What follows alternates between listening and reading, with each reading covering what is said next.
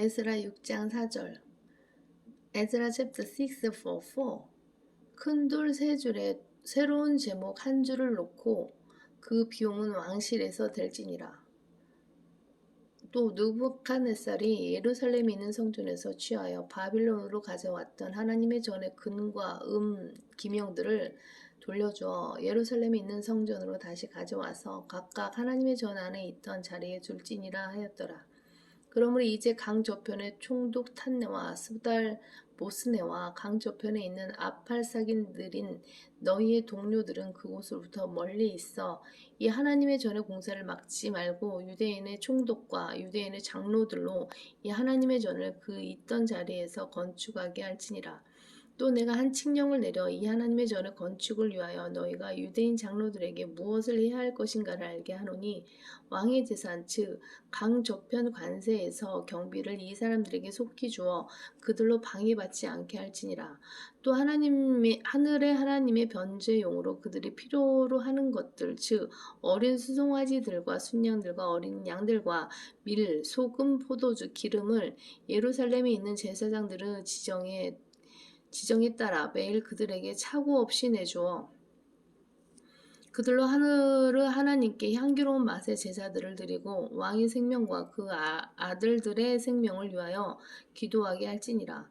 또 내가 칙령을 내렸으니 누구든지 이 명을 변경하면 그 집에서 들보를 빼내어 세우고 그를 그 위에 매달며 이로 인하여 그의 집을 퇴비 더미가 되게 할지니라.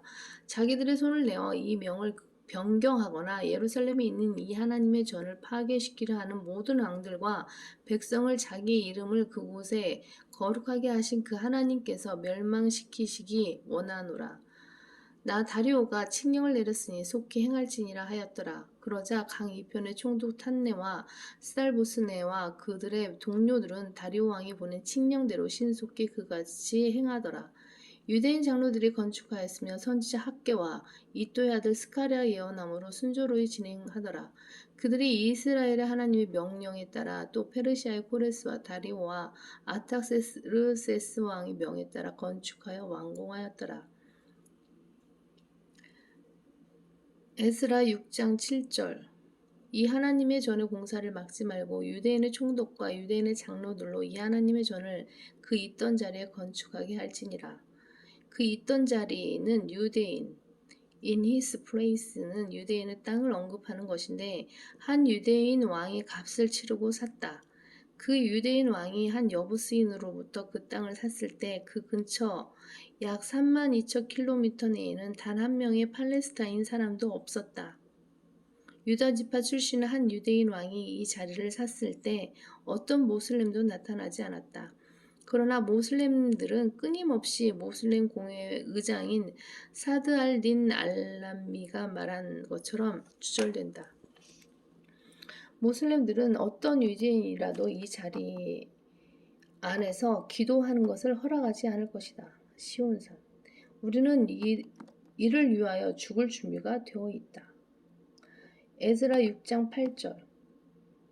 또 내가 한 칙령을 내려 이 하나님의 전의 건축을 위하여 너희가 유대인 장로들에게 무엇을 해야 할 것인가를 알게 하노니 왕의 재산 즉 강 저편 관세에서 경비를 이 사람들에게 속히 주어 그들로 방해받지 않게 할지니라.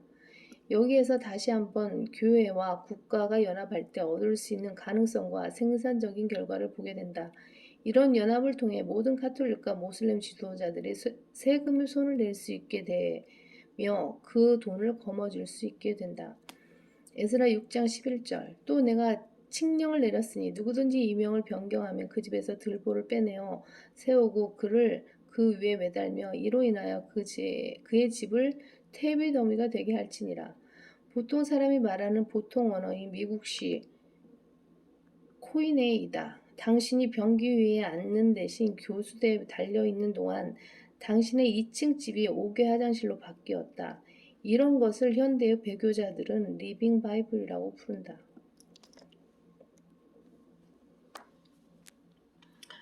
에스라 6장 15절. 에스라 챕터 6 for 15. 이 전이 아달월 셋째 날에 완공되었으니 이는 다리오 왕의 7위 제6년이었더라.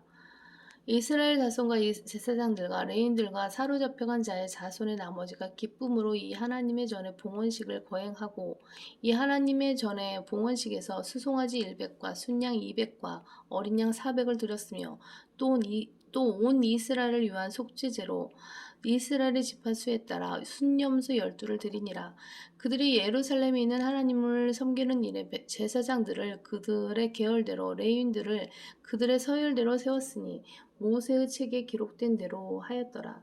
사로잡혀간 자들의 자손이 첫째 달 제14일에 유월절을 지켰으니 제사장들과 레위인들이 함께 정결케 하였으므로 그들 모두가 정결케 되었으며 사로잡혀간 자들의 모든 자손과 그들 형제 제사장들과 그들 자신들을 위하여 유월절 양을 잡으니 사로잡혔다가 다시 돌아온 이스라엘의 자손과 그 땅 이방인의 더러움에서 자신들을 성별하였던 모든 자들이 이스라엘의 주 하나님을 찾으려고 먹었으며 기쁨으로 무교절 7일을 지켰으니 이는 주께서 그들을 즐겁게 하셨고 또 아시리아 왕의 마음을 그들에게로 돌이켜 하나님 즉 이스라엘의 하나님 전에 노역에 그들의 손을 강하게 하셨음이더라.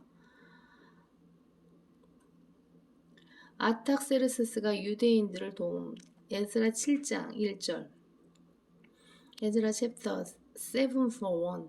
이런 일 후에 페르시아의 아탁세르세스 왕의 집권 중에 스라의 아들 에스라 즉 아사랴의 손자요 힐키야의 증손이요 살룸의 현손이요 사독의 5대 손이요 아이투브 6대 손이요 아마랴의 7대 손이요 아사랴의 8대 손이요 무레아요의 9대 손이요 스라히아의 10대 손이요 우시의 11대 손이요 부키의 12대 손이요. 에스라 6장 17절. 이 하나님의 전에 봉헌식에서 수송아지 100과 순양 200과 어린 양 400을 드렸으며 또 온 이스라엘 위한 속죄제로 이스라엘의 지파수에 따라 순념수 12를 드리니라.